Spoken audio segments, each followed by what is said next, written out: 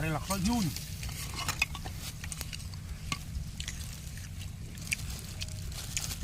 con gà này bây giờ mình tự cử lũ hay vô tập hỏi chuyện việc âm mưa nó tẹt ba miền hả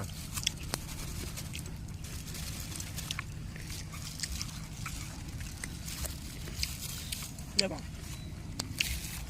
không có bạn thực sự như mà đấy thì trong miệng này mới ra nó bắt nó xả lắm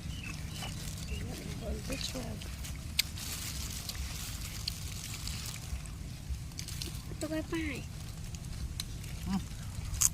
mang vào uống cái gì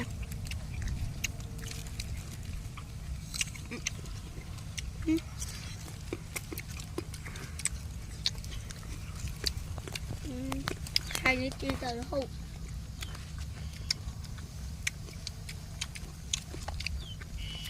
นี่อายุน้ำมันนี่เมานี่ด่านั่งแกบัดจีบ ยังไง Ừ.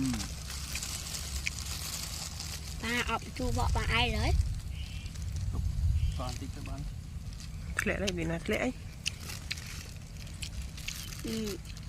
What's up guys, welcome. lẽ đi nè lẽ đi nè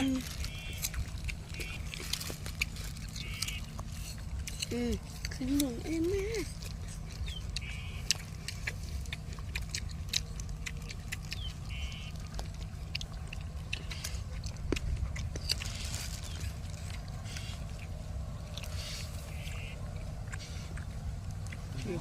Dia pun dah trap penjuk jotit.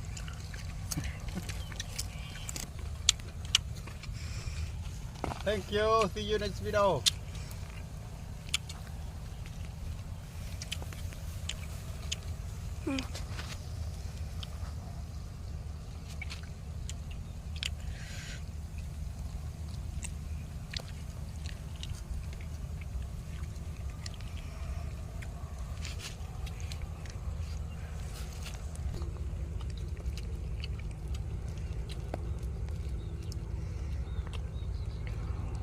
Rice Field Adventure.